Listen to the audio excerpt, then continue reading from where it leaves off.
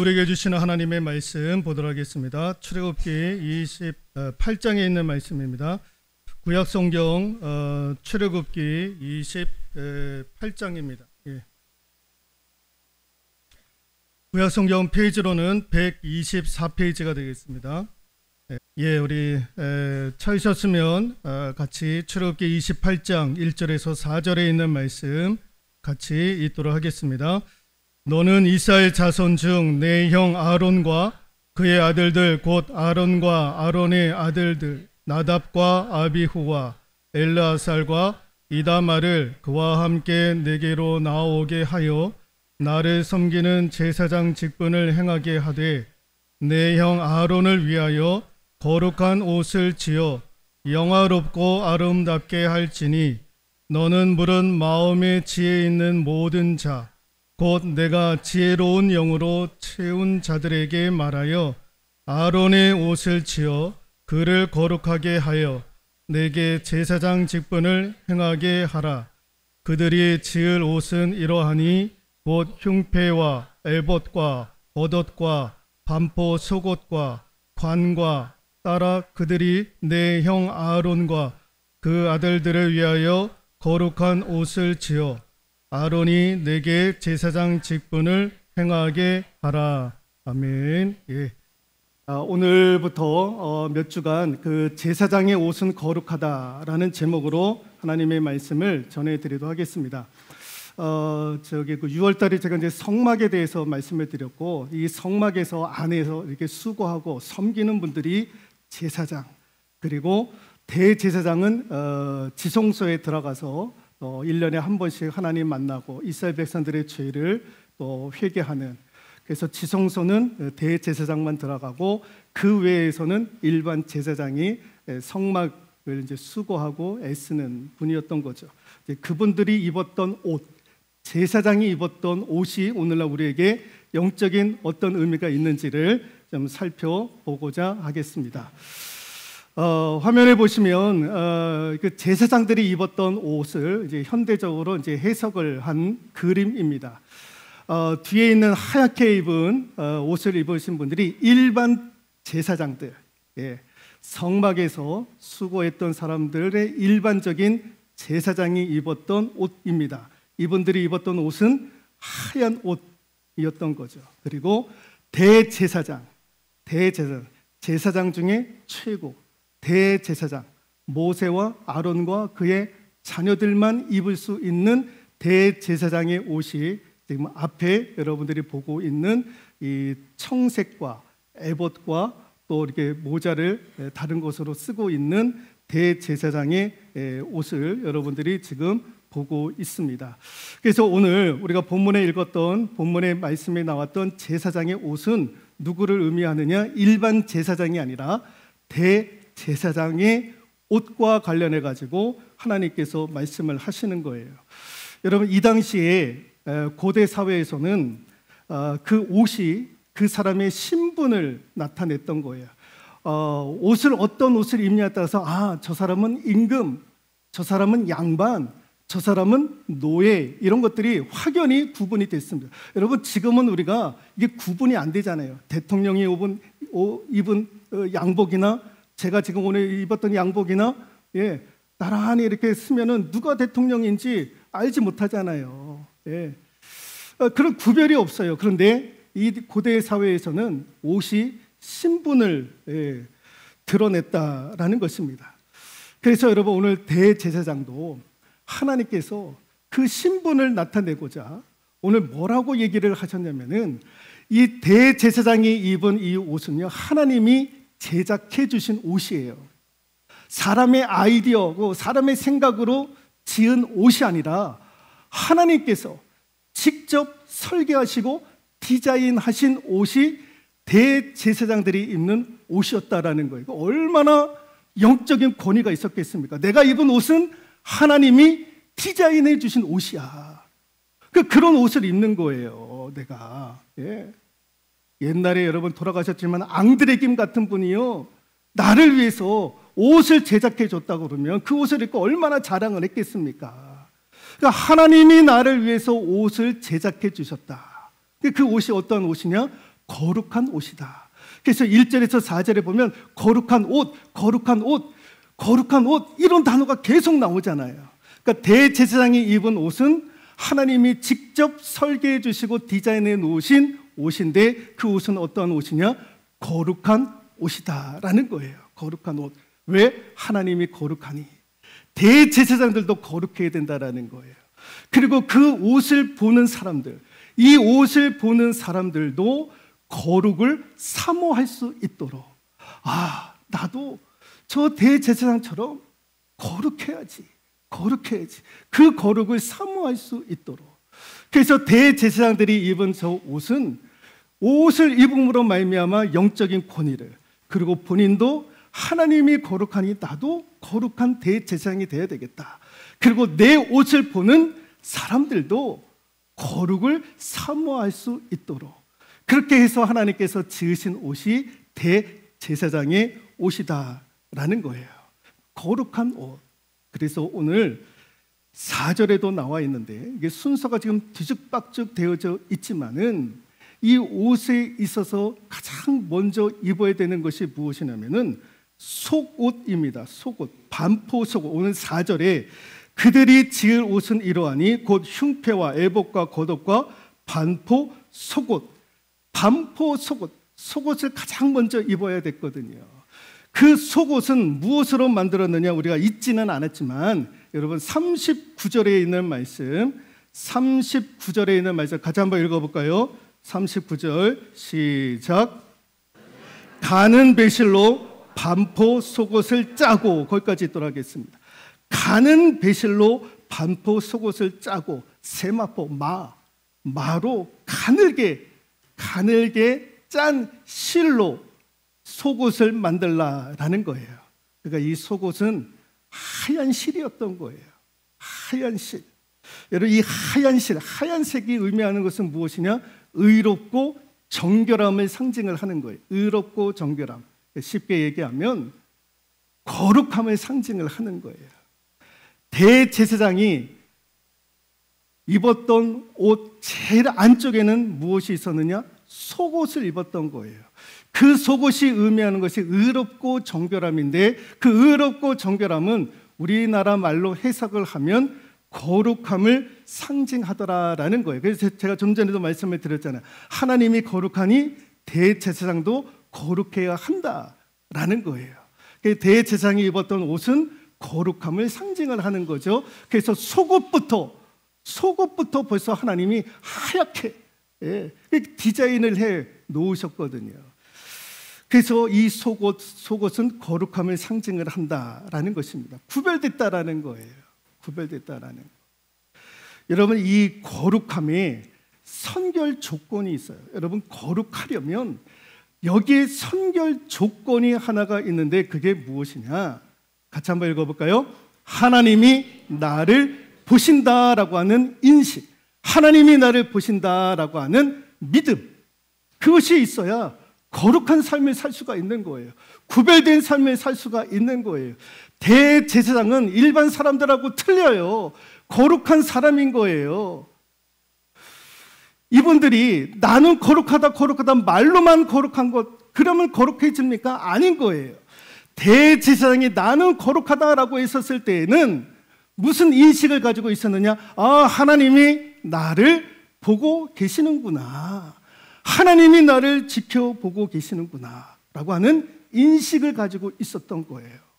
그래서 대제사장들은 거룩한 사역들을 감당을 할 수가 있었던 거죠. 여러분, 하나님의 속성 가운데 여러 가지 속성이 있는데 그 중에 하나가 같이 한번 읽어볼까요? 감찰하시는 하나님, 우리를 보고 계시는 하나님, 지켜보고 계시는 하나님이시다라는 거예요. 여러분, 도둑이 제일 무서워하는 것이 요즘은 경찰이 아니라고 해요.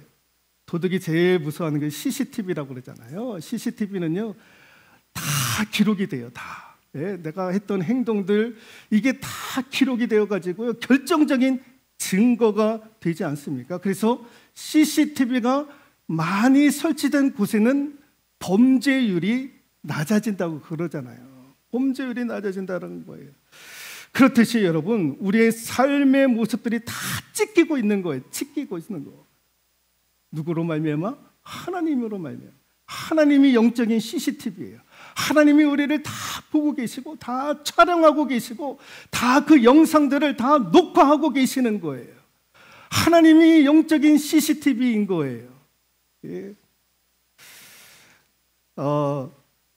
무엇이 삶을 아름답게 하는가라고 하는 김득중이라고 하는 교수님이 쓰신 책인데, 무엇이 삶을 아름답게 하는가, 이 책의 내용을 읽어보면 이 김득중 교수님이 유럽으로 유학을 가게 됩니다. 그래서 이제 지도교수 밑에서 열심히 공부를 하고 논문을, 그래서 석사와 박사 학위를 따게 되는데, 어느 날 이제 지도 교수님의 집에 이제 식사차 초대를 받아가지고 이분의 집으로 가게 됩니다. 그런데 이분의 그 교수님의 집에 들어가자마자 그 거실에 정중앙에 놓여져 있는 액자를 하나 보게 되었는데, 그게 이제 저기 위에 써져 있는 저게 라틴어입니다. 라틴어. 메 비디트 데우스. 예. 저게 이제 영어로 그러면은 ME가 영어로는 미 아닙니까? 미. 예. 나를 비디트 보고 있다. 데우스 하나님이, 예, 하나님이 나를 보고 계신다라고 하는 이 액자가 거실 정중앙에 놓여져 있는 거예요. 그래서 이 김득중 교수님이 저것을 보고 그런 생각을 했다라는 거예요. 무슨 생각을 했느냐? 하나님이 나를 보고 계신다. 이게 정신적으로도 굉장히 큰 부담이 될 수 있을 텐데, 하나님이 나를 보고 계신다라고 하는 그런 인식을 가지고, 의식을 가지고 살아가니 얼마나 저 지도 교수님이 인생을 진지하게 살아가고 계실까라는 생각을 하게 되었다라는 거예요. 하나님이 나를 지켜보신다고 하니까 저분의 삶이 얼마나 진지한 삶을 살아갈까. 정신적으로는 부담이 되겠지만 얼마나 진지하게 살아가고 있을까. 그러면서 이 책의 내용을 보면 이분이 그런 내용을 써요. 우리는 사람 눈치 보느라고, 내가 오늘 옷을 입으면, 이런 옷을 입으면 다른 사람들이 나를 어떻게 볼까. 그래서 나갈 때에도 옷을 신경을 너무너무 많이 써요. 예, 여러분, 우리나라는 옷을 너무너무 신경을 써요. 마트에 가도 그냥 가지 않아요. 남들이 나를 어떻게 볼까 해가지고요, 옷을 뭐 입고 갈까 해요. 내가 이 행동을 하고 저 행동을 하면 다른 사람들이 나를 어떻게 볼까, 다른 사람이 나를 어떻게 볼까. 다른 사람에 대해서 의식을 얼마나 많이 하는지 몰라요. 예. 제가 그래요. 제가 그렇게 남 의식을 많이 해요. 예. 목사다 보니까 의식을 안 할래야 안 할 수가 없는 거예요. 그런데 이제 우리가 그렇다라는 거예요. 그런데 그래서 우리는 눈치 생활을 하고 체면을 중요시 여긴다라는 거예요. 그런데 이 교수님은 그렇지 않다라는 거예요. 하나님이 나를 지켜보신다니 얼마나 진지하게 그의 인생을 살아가는가. 여러분, 이제 골목길을 지나가다가 아무도 없는데요, 바닥에 100만 원 현금이 놓여져 있어요. 그런데 주변에는 아무도 없어요. 여러분, 어떻게 하시겠습니까? 수표도 아니고요, 현금이에요. 수표는 거기에 1년 번호가 있어가지고요, 그거 내가 가지면 자칫 잘못하면 범죄자가 될 수가 있어요. 그런데 현금이에요. 보는 사람 아무도 없어요. 어떻게 하시겠습니까? 하나님의 은혜로다, 주의 은혜로다. 내가 형편이 지금 어려웠는데 이렇게 길 가다가 하나님께서 이렇게 좋은 현금을 나에게 보여주셨으니 내가 이거 잘 사용을 하겠다 하시는 분이 있는가 반면에, 아이고 이거는 누구인지는 모르겠는데 내가 이렇게 좀 경찰서에 가가지고 주인을 좀 찾아줘야겠다 하시는 분들도 있으리라 생각이 듭니다. 그런데 요즘에는 모르겠습니다. 어떤 선택을 할지. 예전에 제가 아주 오래전 일인데요, 현금을 뽑으려고 은행에 가면 이제 현금 입출기가 있지 않습니까? 거기에 입출기에서 돈을 빼려고 하는데 거기 위에 현금 10,000원짜리 5장이 놓여져 있었던 거예요. 현금으로 5만 원, 놓여져 있었던 거예요. 누가 아마 뽑고 그렇게 놓고 거기다 이렇게 가셨던 모양이에요. 근데 그 유혹이 생기는 거예요. 현금 5만 원. 근데 옆에 아무도 없었고요. 보는 사람도 없었던 거예요. 네. CCTV 그때 뭐지 20년이 넘었으니까 그때 아마 CCTV도 아마 있었을지는 모르겠는데, 근데 그 당시에는 아무도 없었거든요. 옆에. 그리고 옆에 그 경비원 하나 있었고. 근데 그 뭐 가져가도 별 큰 탈이 없을 것이다 생각을 했는데 마음에 갈등이 일어나는 거예요. 그 5만 원짜리 받는데도 마음에 갈등이 일어나는 거예요.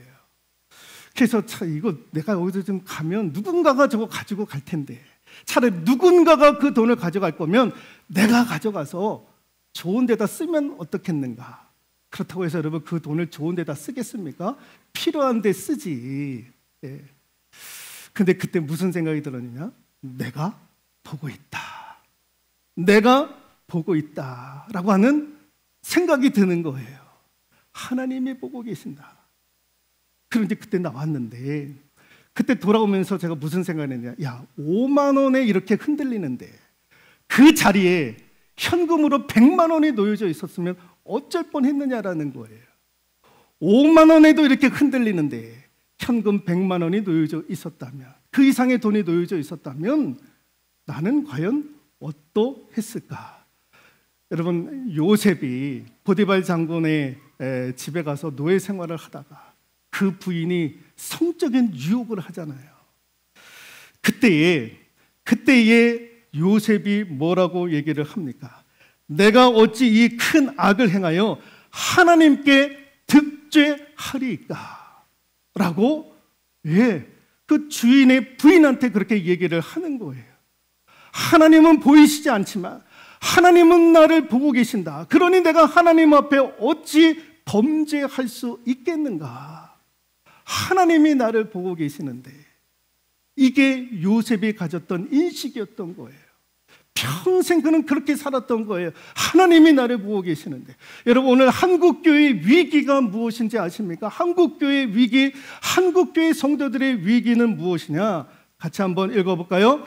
하나님이 보고 계신다라고 하는 인식의 결여가 있는 거예요. 한국교회와 성도들의 위기가 있는 거예요. 그 위기가 뭐냐? 하나님이 나를 보고 계신다. 우리 교회를 보고 계신다. 내 삶을 지켜보고 계신다라고 하는 인식의 결여가 있는 거예요.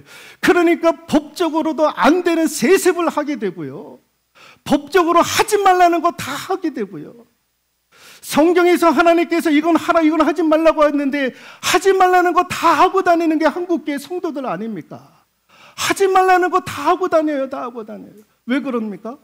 세상 사람들조차도 CCTV가 무서워가지고 내가 어떻게 행동을 할까? 그런 인식도 하고 있는데, 그런 눈치도 보고 그런 체면도 차리려고 하는데, 그리스도인들은 그런 눈치도 없고 그런 체면도 없다라는 거예요.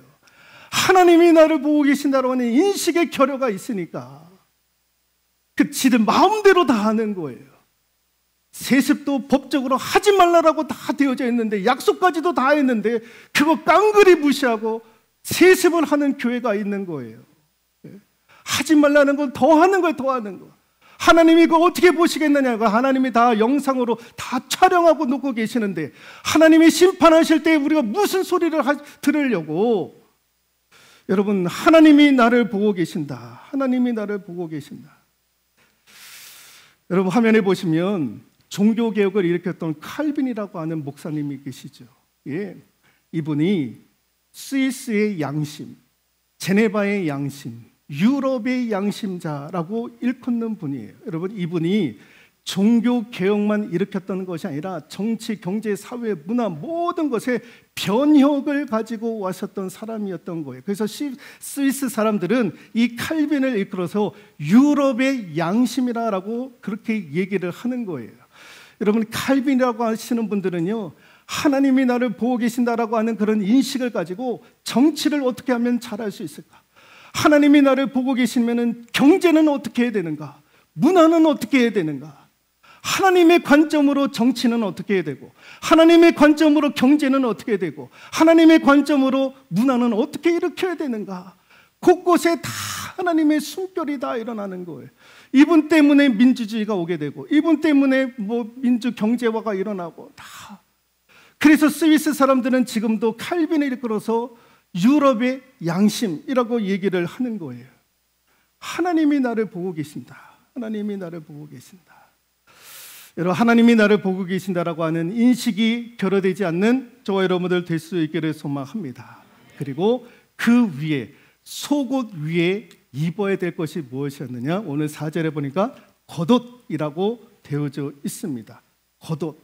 그런데 이 겉옷은 어떻게 지으라라고 말씀을 하셨냐면 31절 같이 한번 읽어볼까요? 시작. 너는 에봇 받침 겉옷을 전부 청색으로 하되, 청색으로 만들라라는 거예요. 그래서 여러분 아까 보셨죠? 대제사장들이 속옷 바로 위에 겉옷을 입었는데 무슨 색이었습니까? 청색이었잖아요. 청색. 그리고 앞치마로 있는 그 에봇을 이제 입었는데 그건 다음에 설명을 하고, 그 속옷 다음에 겉옷을 입었는데 겉옷은 청색으로 지으라라는 거예요. 청색은 하늘을 상징을 하는 거예요. 하늘의 상징. 하늘의 은혜를 덧입어 사역을 하라는 거예요. 대제사장은 하늘의 은혜를 덧입어야 한다라는 것입니다. 겉옷은 그래서 하늘의 은혜를 상징을 하는 것이고, 쉽게 얘기하면 같이 한번 읽어볼까요? 하늘의 능력을 덧입어라라는 거예요. 대제사장은 그의 사역을 감당할 때에 그의 힘과 능력과 지혜로 하는 것이 아니라 하늘의 능력을, 성령의 능력을 덧입어서 그 사역을 하는 사람들이 대제사장들이다라는 거예요. 여러분, 예수님도 여러분 공생애를 시작하시기 전에 요단강에서 세례 요한에게 세례를 받고 세례를 받으실 때에 성령이 비둘기같이 임했다라고 말씀을 하시잖아요. 예수님도 성령을 덧입어 가지고 사역을 하셨던 거예요. 그래서 공생애 3년을요 예수님은 성령으로 충만히 받고 성령의 능력을 받고 하늘의 은혜를 덧입어서 사역을 하셨던 분이 예수 그리스도이셨다라는 거예요. 여러분, 초대교회, 사도행전 초대교회도 마가의 다락방에 성령이 임하여짐으로 말미암아 그들이 본격적으로 복음을 전하지 않습니까? 복음을 전하는 것도, 전도하고 선교하는 것도요 사람의 힘과 능력이 아니라 하늘의 능력을 덧입어야 할 수 있다라는 거예요.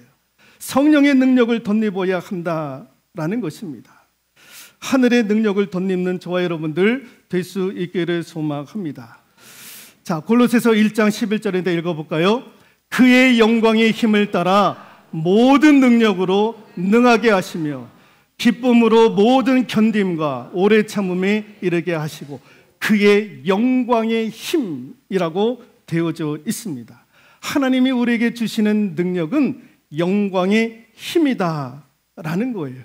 모든 것을 할 수 있는 힘, 이게 하늘의 능력, 하나님의 능력이다라는 거예요.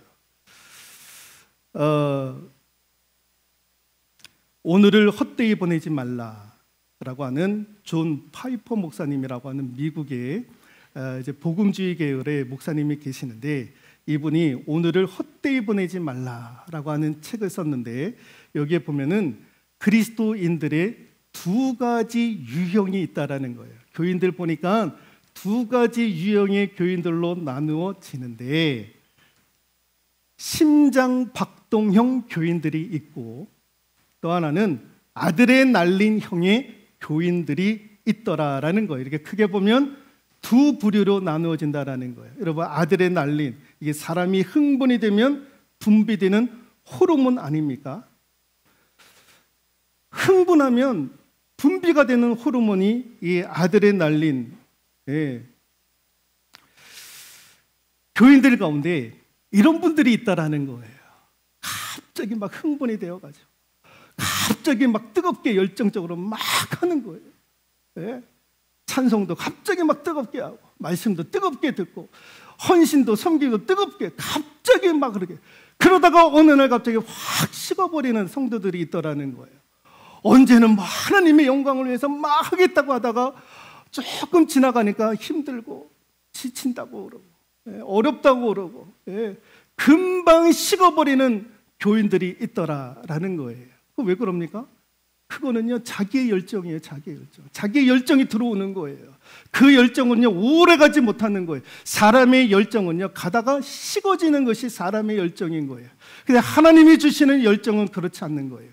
심장 박동형. 여러분, 심장은 꾸준히 뛰지 않습니까? 꾸준히 가는 거예요. 멈추지 않는 거예요. 여러분, 성령이 임하면, 하나님의 은혜가 덧입으면 일정하게 가는 거예요. 일정하게 가는 거. 예. 그래서 여러분 보시면 교인들 가운데도 일정하게 가시는 분들이 귀하신 분들이, 공연히 뭐 뜨겁게 뭐 하고 이런 분들은 조금만 뭐 하다 가면 그냥 뭐 시험 들기도 하고 그것이 식기도 하고 그러는 거예요. 그러니까 쭉 가시는 분들이 귀한 분들이에요. 귀한 분들. 그런 분들이 교회 사랑하고, 그런 분들이 최선을 다해서 섬기고, 그런 분들이 그런 일들을 하는 거예요.